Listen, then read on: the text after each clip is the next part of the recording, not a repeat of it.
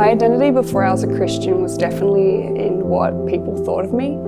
I was definitely considered a very outgoing, very bubbly person, which is not to say that that's not what I am or that those aren't good things, but it meant that I felt a pressure to always be those things, even when I couldn't be.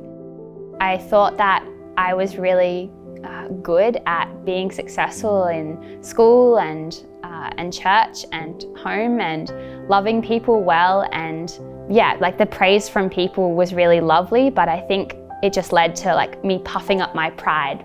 There was a person that I really resented, and for the first time I really thought about my own heart and realized that I wanted the worst for them, and that really showed me my sin and that I wasn't loving them well at all.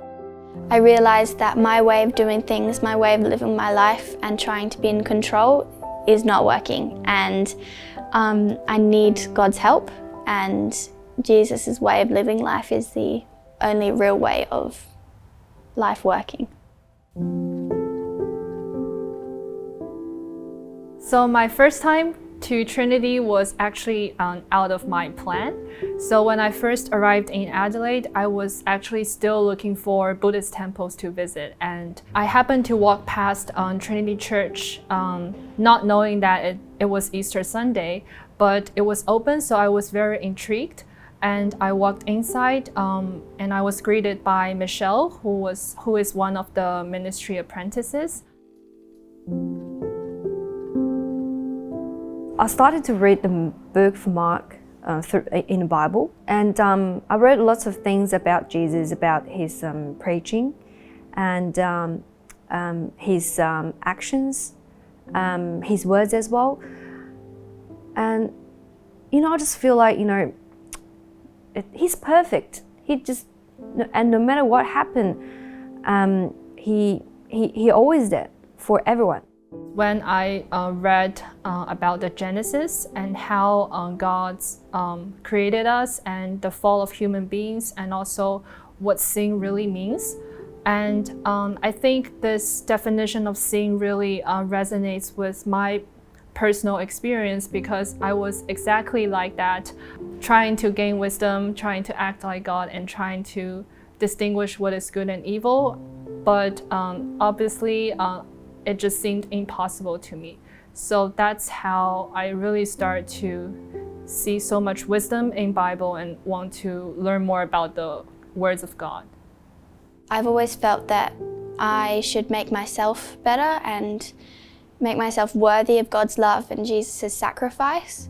And reading the Bible has helped me realize that the sacrifice makes me worthy of God's love and forgiveness, not what I create myself.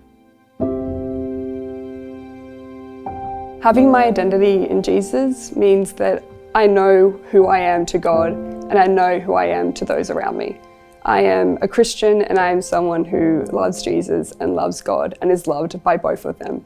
And even when who I am as a person to those around me fails, I know that they love me and that I can continue to try to be someone who shows that love to other people because of their love. What I love most about Jesus is that through his experience of being on earth, he can relate to us in every way, through all the sufferings we've had, through all the emotions we experience, and that anything that I find hard, he knows what it's like, but also because of how powerful he is able to help me with those things. I love lots of things about Jesus.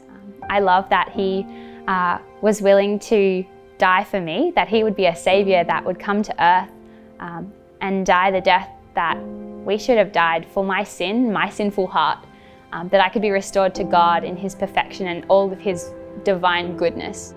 No matter what happened, no matter where I go, and he always did, and he will be with me all the time, and he will never leave me alone.